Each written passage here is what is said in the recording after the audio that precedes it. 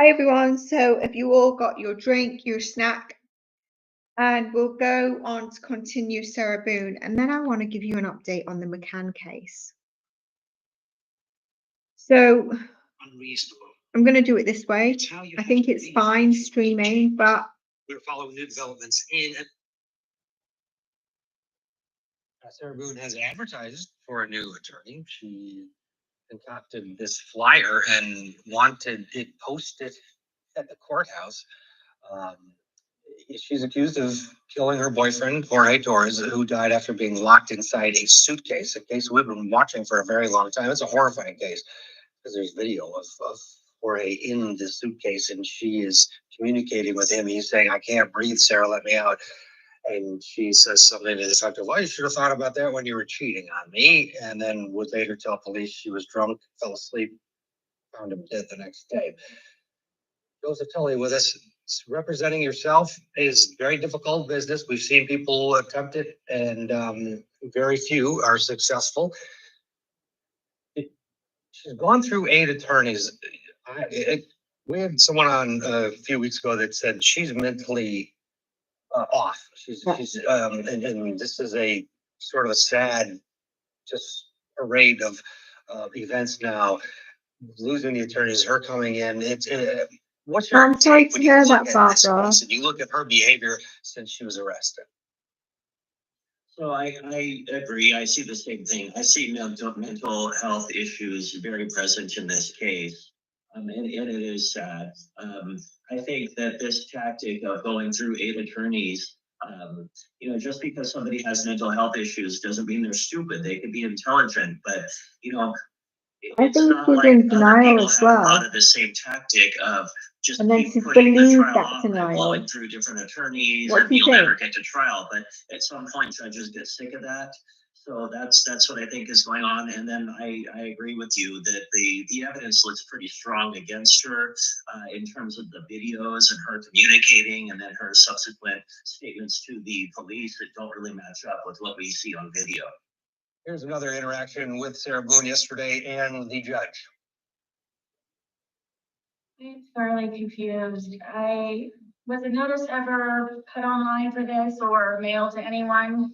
I don't even know why Mr. Lane is here. I don't know why I'm here. Well, ma'am, you are now representing yourself, and previously you had requested to appear at every hearing that was held. As you are now representing. Do you think she's playing stupid where she says, "I don't really know why I'm here"? I feel like she's playing stupid. Let's continue while I see your comments.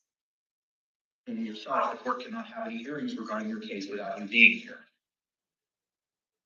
Daryl Brooks represented himself, Joseph, and we watched the judge in that case sort of play good cop, bad cop for weeks. It was very difficult. Who's going to watch this case? She was able to coach him when he needed it, because no one's going to be able to perform as their own attorney without some guidance. What do you think we're going to see play out? And if you're the prosecutor, how do you handle that? Watching the judge, and maybe the prosecution helps out at times, because she's going to need some help. Is that correct? Sure, yes. This is a very tenuous situation in terms of she won't accept an attorney, so she's in this position where the judge is kind of forcing the issue, which means she has to represent herself. She's not qualified. There are mental health issues going on. If it goes to trial and she receives no help, it'll be overturned, because it'll just be a clown show, basically. She'll have a standby lawyer just in case. And so they have to kind of prod her along. I think this affects the prosecution in that the prosecution can really just relax, soft sell the case, and let the accused kind of sink herself here in front of the jury. Yeah, good point. It should just let her be her, and that'll play out the way it does. Now we've had some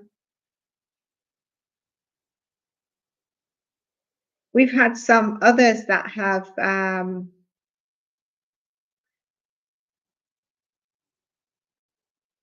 represented themselves, like Ronnie O'Neill, who killed his wife and his baby girl. I think he burnt them. I'm not really sure, but horrifying. He represented himself. Let's see if the sharing the screen works for this one.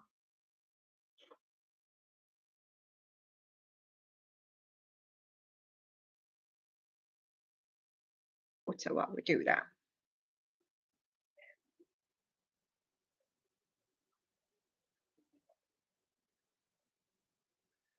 Oh, I'm glad. I know it makes it nice, doesn't it, when you're having a crap day or you don't feel like. It's nice to have a community, isn't it?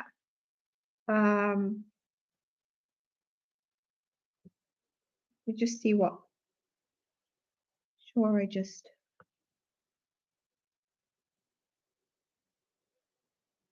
Okay, so this is Roni O'Neill.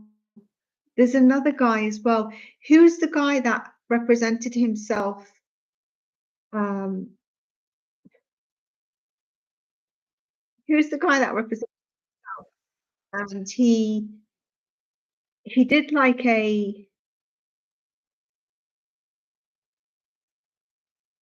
it was Christmas massacre kind of thing, rally or in a carnival.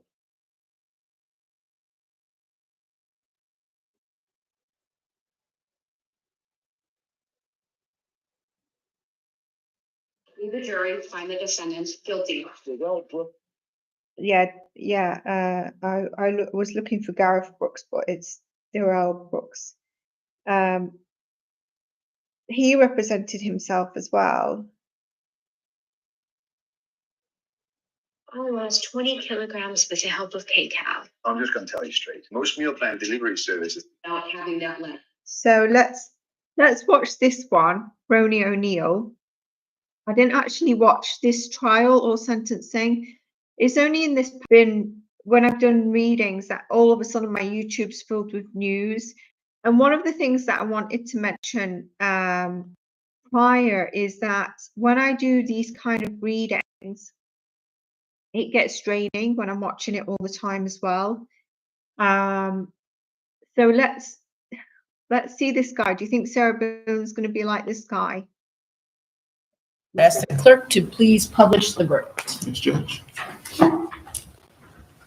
State of Florida versus Ronnie O'Neill III, case number 2018 CF 004019, verdict form, trial division 1. We, the jury, find as follows: as the count one of the charge, the defendant is guilty of first-degree murder as charged. The defendant did actually possess and discharge a firearm causing death. And Mr. Shot his wife and daughter. We, the jury, find as follows: as the count 2 of the charge, the defendant is guilty of first-degree murder, premeditated murder, and felony murder. The defendant carried, displayed, used, threatened to use, or attempted to use a weapon.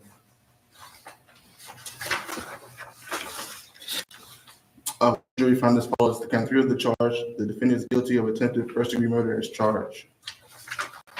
The defendant carried, displayed, used, threatened to use, or attempted to use a weapon. We, the jury, find as follows: the count of the charge, the defendant is guilty of arson of a dwelling as charged. What was his motive, or was it just We, the jury, find as follows: the count 5 of the charge, the defendant is guilty of aggravated child abuse as charged. We, the jury, find as follows: the count 6 of the charge, the defendant is guilty of aggravated child abuse as charged. We, the jury, find as follows: the count 7 of the charge, the defendant is guilty of resisting an officer without violence as charged. So say we all dated this 21st day of June 2021.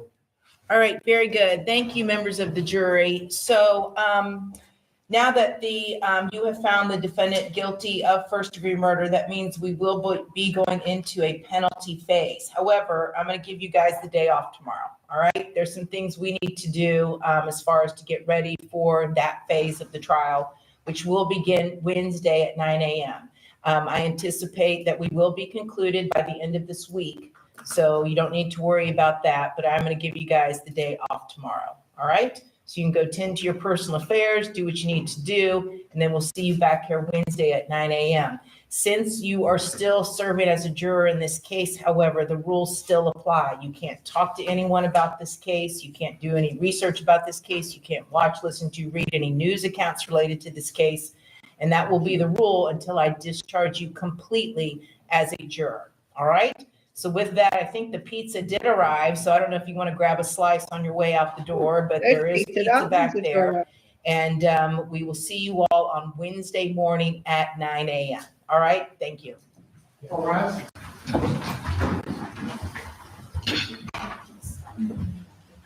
Hate watching sentences.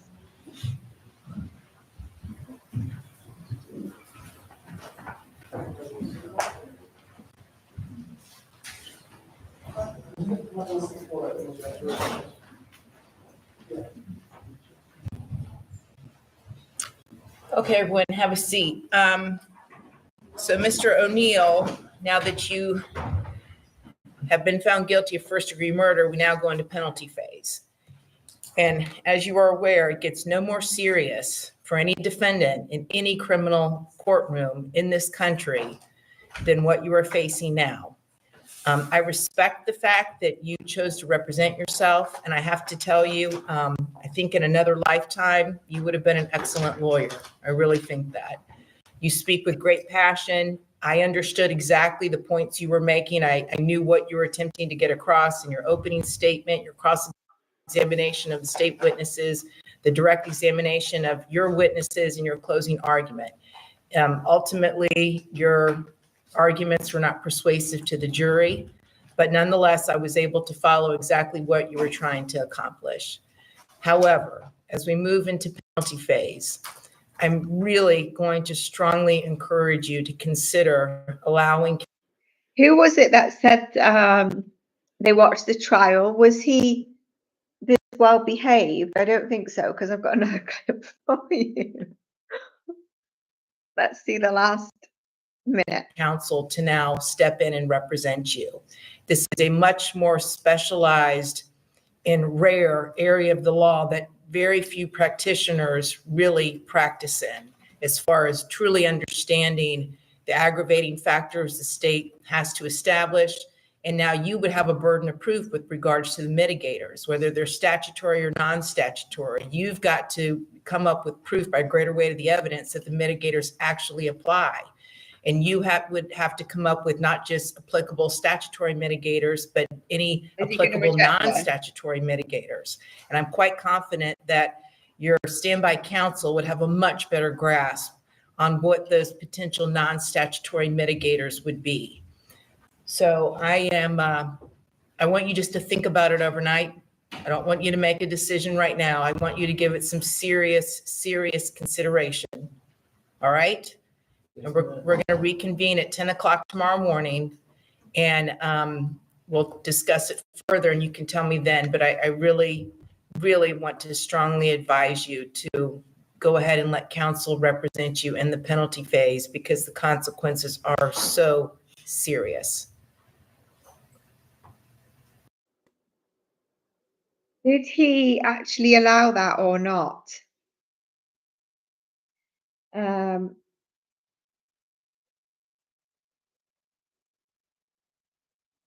Let's just look at this. He's saluting or something.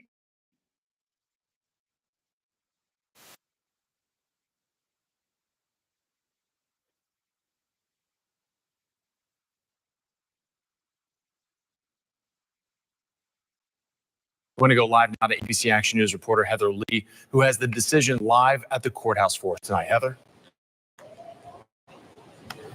Well, good evening. Basically, the jury could not come to a unanimous decision on sentencing him to die for these crimes. Therefore, O'Neill will spend the rest of his life behind bars. I did catch up with the family of Kenyatta Barron right after they got out of the courthouse, and we'll have more of that sound coming up at 6. But I just wanted to give you a quick snippet of what she said. The mother, when I walked out of the courtroom after hearing the verdict, I looked over and saw the mother of O'Neill gathering, rejoicing. She says, "How can you rejoice over your son still living and forget about your daughter that lies in the gravesite?" Obviously, a very, very sad situation here. They're not entirely happy with exactly what happened today, but I want to go ahead and let you see exactly how it all played out in court today. To protect our children. The state needed to prove that the deaths of Kenyatta Barron and Ron Nivea were especially heinous, atrocious, and cruel, that they suffered tremendously before dying. She is disabled. She is vulnerable because of it. She can't. can't help herself at all. She can't even talk. And this is her dad that's murdering her. State prosecutors believe that goal was accomplished. The aggravating factors that have been proven to you as it applies to Miss Barron and to her 9-year-old daughter's murder are an avalanche. Objection. Avalanche. Argument. Overruled. An avalanche of significance and power that overrides and blots out any suggested mitigation. But the defense says numerous traumatic events in O'Neill's past had a huge impact on him. He was the victim of a sexual abuse at the age of 5. He was shot and nearly died in a random drive-by shooting in 2017.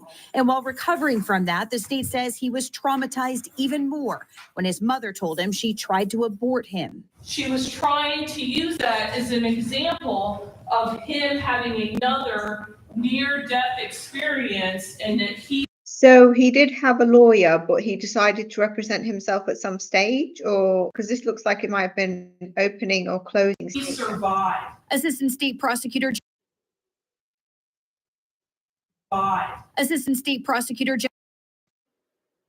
Jennifer Spradley says his biological father passed down schizophrenia and delusional disorder. And she says what O'Neill thinks happened that night is a product of his mental illness. An idle mind. I mean, we already knew. Is the devil's workshop. Ronnie feels like he's under attack. He's up all night. He's paranoid. He's hypervigilant. He believes he was targeted by the shooting. An alternate juror who was officially dismissed today told reporters off camera she would have voted for death. She says the 911 call was the most damning piece of evidence and says it's given her nightmares. They want to play that call for you and show you those photos over and over and over and over and over. Some strange moments during closing arguments today as well. O'Neill saluting to the camera in court and holding up signs. One read, "Love you," and the other, quote, "Only no sin can cast first stone." He also held up the "Love you" sign right after to a woman sitting in the audience. Now, even though the jury did recommend the life sentence, the life in prison sentence, right now that hasn't been made official yet. That will happen on July 23rd at 10 a.m. The judge will hear from both sides once again, and then she will make her final decision. For now, we're live. Heather Lee, ABC Action News. That's crazy, right? Like, so was this last year, last July?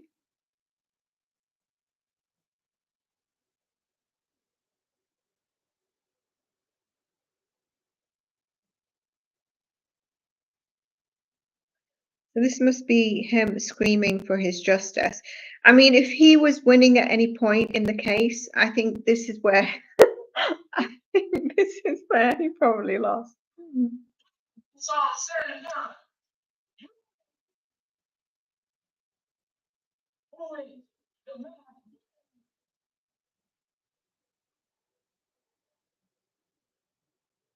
in Tampa Bay.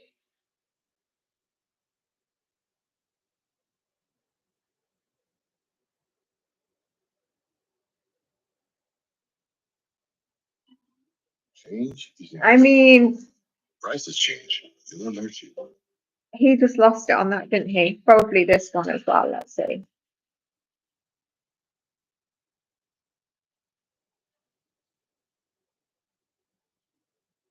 Yeah, we can talk election in a moment, but I'm going to do reading as well. I've got something to say about DT's son. So.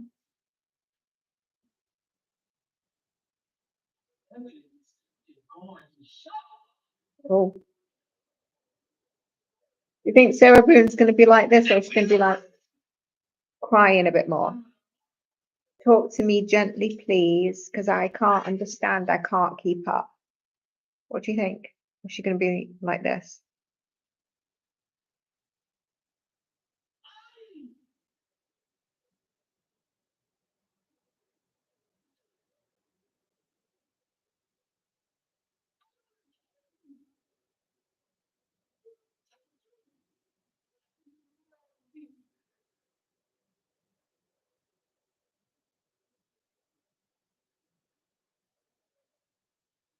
By the time it's all said and done, you will see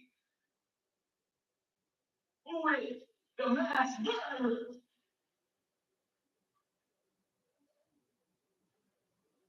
In Tampa Bay, the state of Florida. You know what? I feel like these people enjoy this moment. Yeah, I'll link it if you if you want it. Did you not see the case? No, I never saw the case. Then we've got the likes of like Gareth Brooks, okay, Not having that letter. who stares down the judge. And The she actually stops and she says, right, I'm stopping right now because this man is staring me down and quite frankly, I'm frightened. I don't think she should say that as a judge because it puts her in a weak note. What do you think? This is Gareth. Question you. Another bit of a Question this witness and to look at the veracity of what your claims are here. So when we may take an early lunch, what is he looking at? that's in your cell. So You can go get it and bring it, but without that letter, I'm not allowing this line of questioning. Do you have the letter with you in court? I just said no. How many times I gotta say the same thing on record? You know, sometimes, sir, I don't hear what you say because you interrupt me so much or you answer quietly. And I'm taking notes and I'm focused on probably a dozen things at the same time. But if I say something under my breath, everybody seems to hear it. Everybody seems to hear In that a just quiet fine. courtroom, Everybody yes, we can assumes, hear it very and clearly. everybody assumes that it has to be disparaging. Once again, you're doing this tactic. Because Try to it's not a tactic, it's facts. It's talking facts. about to some other It's reason. facts. Because I find it hard to believe that. Gareth Brooks? Darryl Brooks. I'm gonna let the state make a record of what if you believe it's objectionable because I haven't let them do that. I've given you multiple opportunities to tell me why you believe I it's. didn't get these pictures from nobody else. Why was somebody else Reflect, you have two pictures that you believe were from this witness. that I know from these from? No, that you believe. That I know. All right, I'll ask the state their position on all of this. My position, Your Honor, is that these pictures, first of all, should not be admissible. One, because of a discovery violation. We've never seen them before. Two, because we have reason to believe that he did not get them from Erica Patterson. He was on a jail phone call talking to his mother, Dawn Woods, about Dawn Woods sending these photographs to him. No. That's a lie. I object to Let the that. state make their argument without interruption, sir. That's a lie, though. Three, I believe that these photographs are designed to make a suggestion to the jury that Erica Patterson is a bad mom. I think that is what the defendant is trying to do. And if we're going to go down that road, then we would be forced. Leave the jury, find the defendant guilty. Well, Brooks, who is representing himself, is set to learn his fate. And you'll see it all right here on Court TV. The deadly parade crash sentencing. Live coverage today on Court TV. So he went off on one as well. I can't find the clip, but he went off on one. I dare say it's going to be. How do you think she's going to end up being?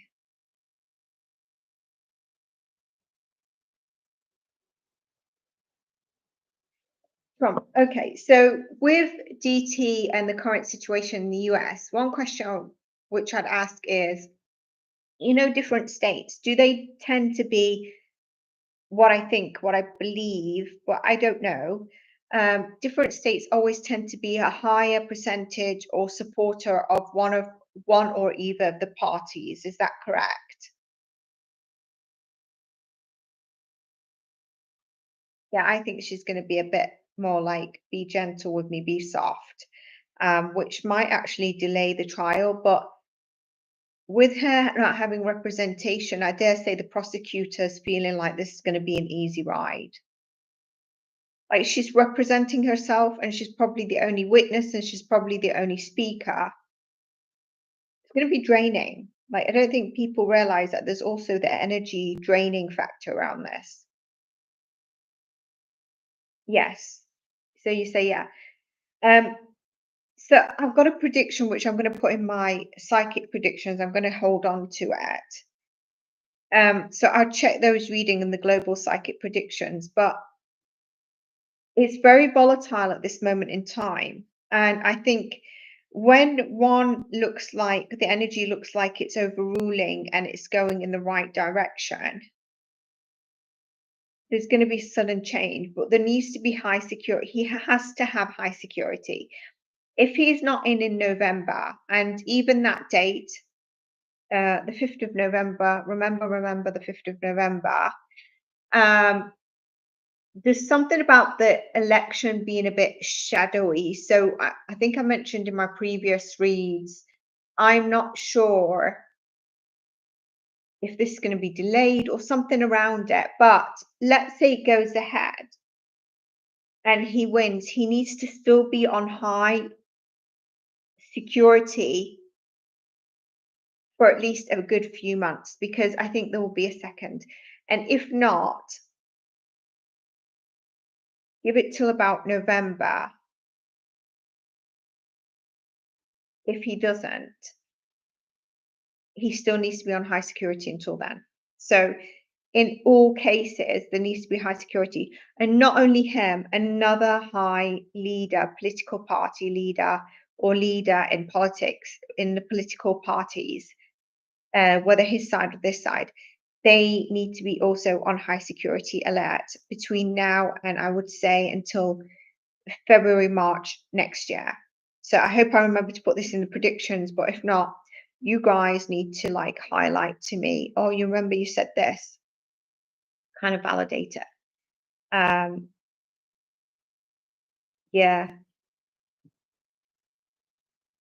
Charlie, I think it's it'll be your root chakra.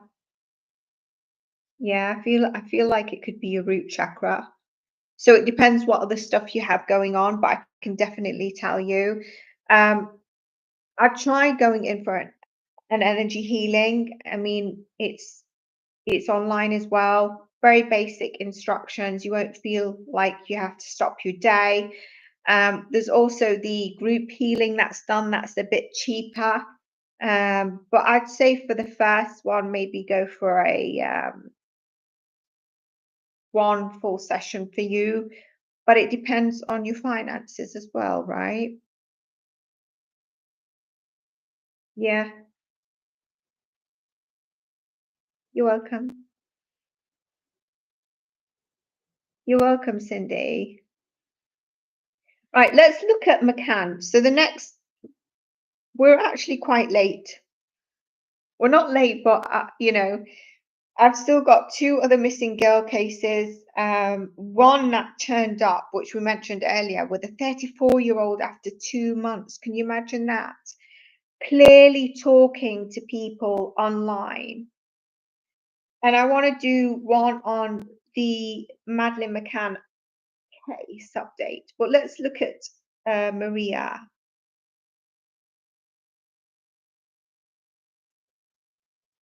Maria.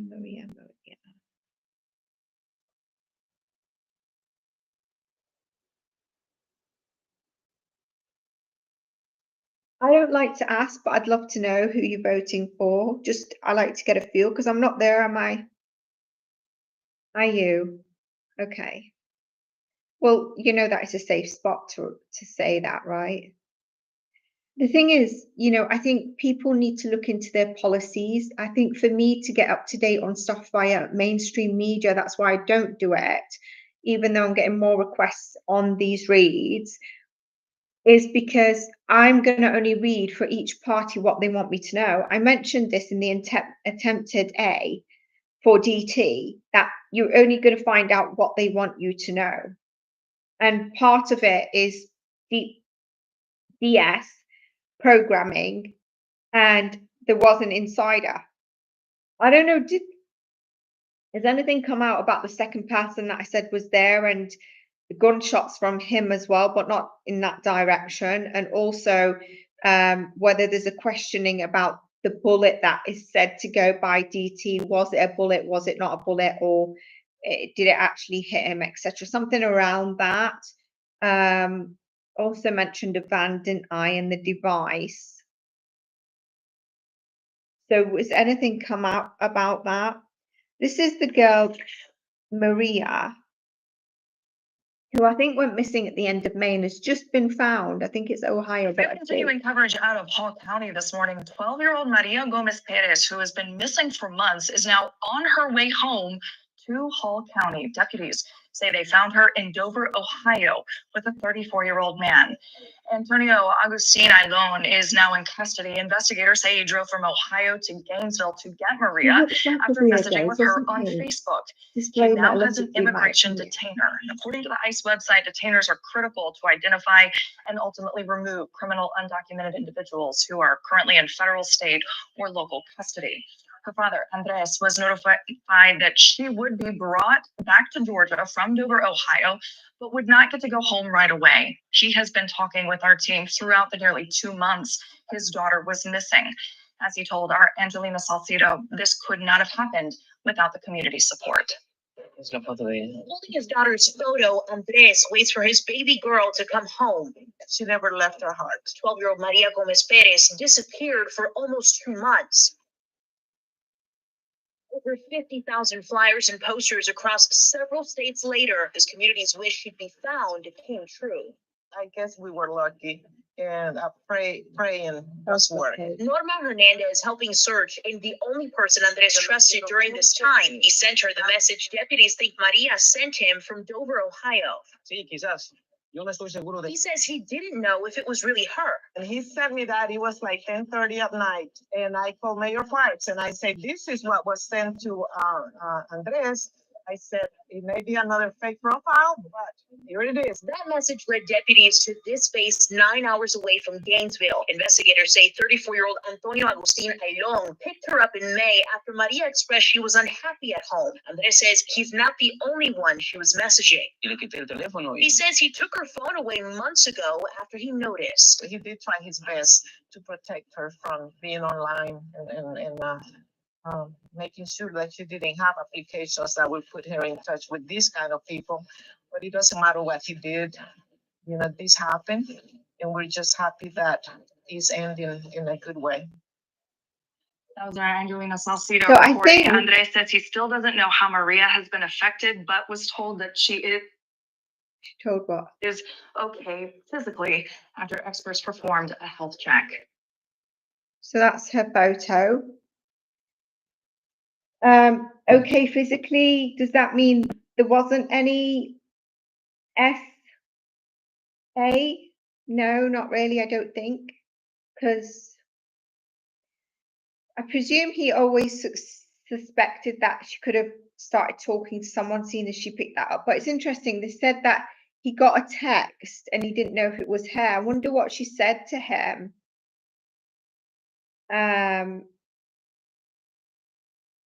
Well, that's a good happy ending, isn't it? Yeah. Are you watching the case? You'll be able to update us. I know there's Jack O'Sullivan, isn't there, missing from Bristol. What do you think in that?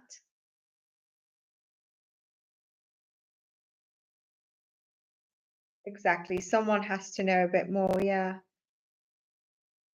I was thinking to do a reading on it, so I haven't seen any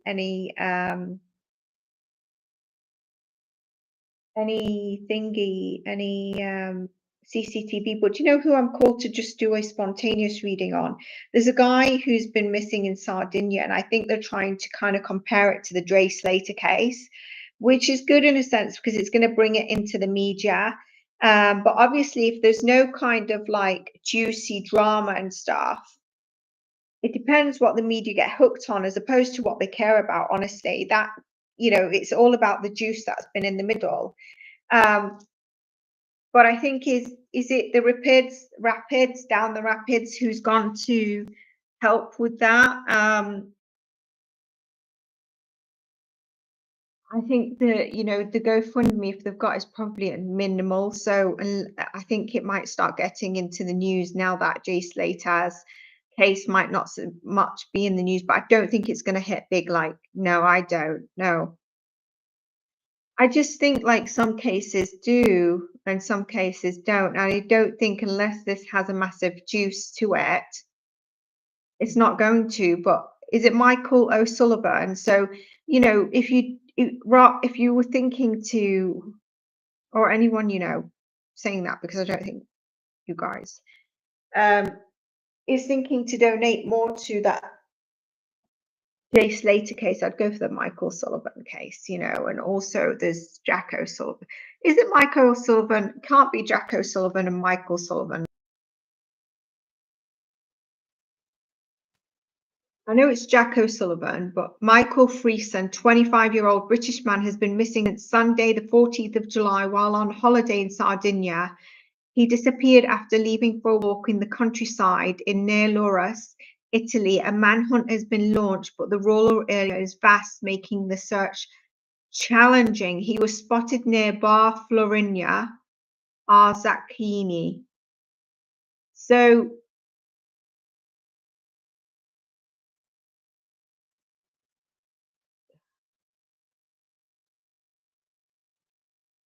if they're already saying it's quite vast, they're probably not sure what to do. Maybe the location can't be pinpointed. But I'm wondering whether I'm called to do a bit of a reading on that. I might look into a bit more information, and if it's someone who's vulnerable, I might do a reading on it. I know it's not going to get much takes, but I know you guys will watch it. So let's see.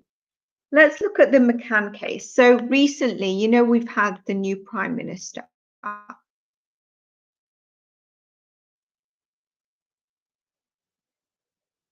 Forgot the name of it, but you're not allowed to ask them questions, and the press are not allowed to ask them questions. They're protected from certain questions and a lot of questioning, as well as a tapas. Obviously, you can imagine, let's pretend we're talking about another case. They've got ties.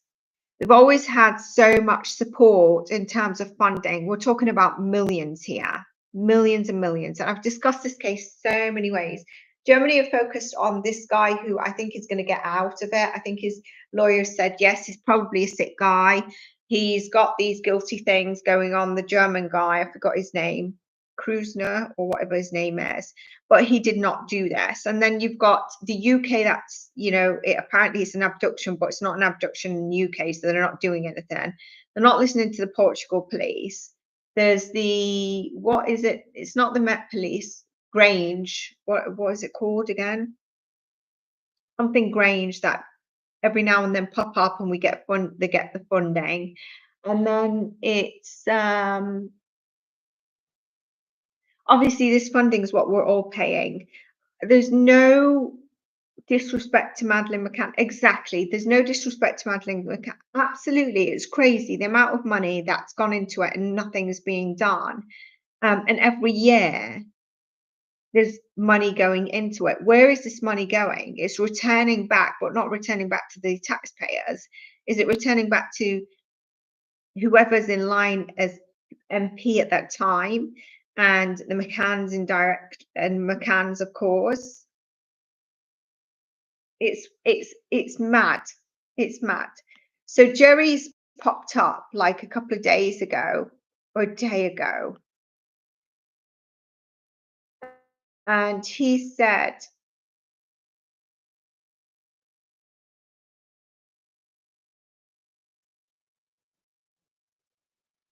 so this is them. See if I can share the screen without it freezing. Can you see that? Yeah. So that's them. The McCann's father makes a public statement. We're placing a huge scrutiny following Madeline's disappearance. To be honest with you, they've been very protected. They've had a lot of funding. I don't know any case that's not had this amount of funding. An ITV documentary, Tabloids on Trial, aired Thursday, and Madeleine McCann's father, Jerry, shared a very rare statement in the network ahead of airing about his thoughts of the UK press. Oh, I thought he might pop up this name. In a statement to ITV News, he said the Labour Party made promises to us alongside dozens of other victims of press intrusion and criminality that the second part of the Levision inquiry would proceed. Okay. Only the Levison Part 2 will provide justice to those who have been suffered at the hands of the press and the corrupted, damaging relationship between the press and politicians. This government must have the courage to integrity to keep those promises and proceed the second half of the Levison inquiry. Jerry and his wife Kate previously gave evidence following the phone hacking scandal at News of World back in 2011, claiming that the tabloid showed no respect for following the kidnapping of their daughter Madeleine in 2007. The second part of the Levison inquiry was intended to examine the relationship between the press and police, but was cancelled by the Conservative government in 2018. The couple went on to claim for unlawful information gathering against News Group newspapers, the publisher of the Sun, the News of the World, which was settled in 2023 with damages paid. Wow, good, and money towards them again. Jerry McCann and the parents of the missing 3-year-old McCann Reed is staying in the press outside their resort apartment 2007. I mean, can you just look like, was that May 11? A few days later.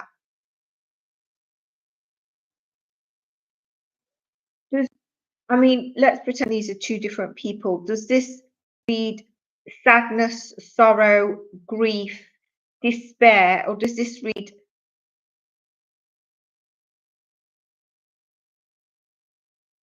shame, guilt, a bit of sadness here? This, I don't know what it is. It's not giving me the right energy. Allegedly, but you know my readings. Prime Minister Keir Starmer responded to the statement by denying that the second part of the inquiry would be happening. He said, "We're set out in our manifesto or our programme for action for this government. We've laid out in the King's speech, which clearly states out our priorities, and the second half of the Levison is not among them." Levison, that's how you say it. "I've been clear that one of the purposes of the mission-driven by the mission-driven government is to be clear on what we can achieve, time frame, the purpose we need to put it. But it also indicates our priorities in the government, given the mess that we've inherited and finding more of it every day. It's really important that we keep these priorities." Basically, he's saying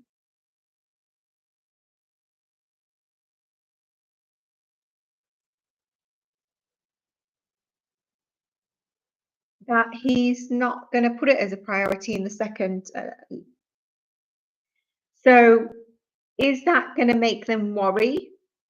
To do a quick energy check-in on how they're feeling. So I might do that quick read. What do you think? I'll do it as a read because now we're going on to nearly 2 hours. We'll split it, but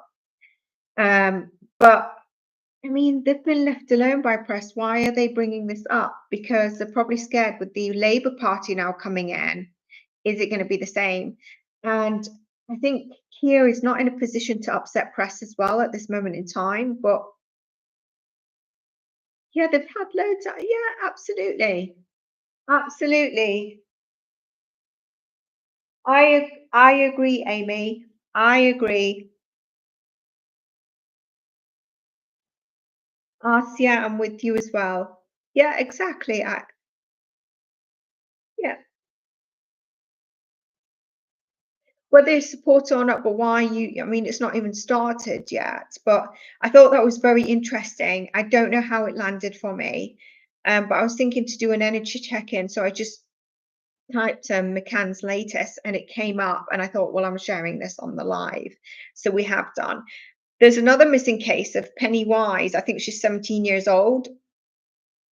And she's turned up and she's engaged to a 44-year-old. I was going to share that, but look it up. I've not seen the full clip. I actually saved it to share it.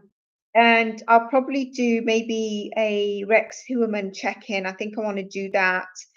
And if you want your sort of speed reads, then you can do that. We can do that on the next live. This is for subscribers and members as well of YouTube.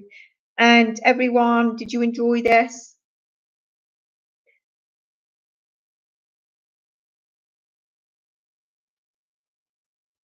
Yeah, I did too. Yeah. I always do. The energies in August are going to be quite chaotic, catastrophe, but curious. So we need to be careful. I think it's revving up. I did say in June, didn't I? July, and then August is going to be very tricky energies, and I do still see that, very tricky energies. And I mean, we've discussed on the lives, but if you go to YouTube and you go into the global predictions of December and February that I did there's a lot that's going to be panning out. So I'll check that out. And a lot of the reads that I do are things that are going to be panning out as well. Is that your cat? Yeah. I look forward to it as well, Peter. See you. Take care. All right, everyone, let's end this, and I'll keep you posted. Probably send you a bullet point of updates, and I'll see you in our next one. Ciao. Stay blessed. Take care, and bye. See you. Bye for now.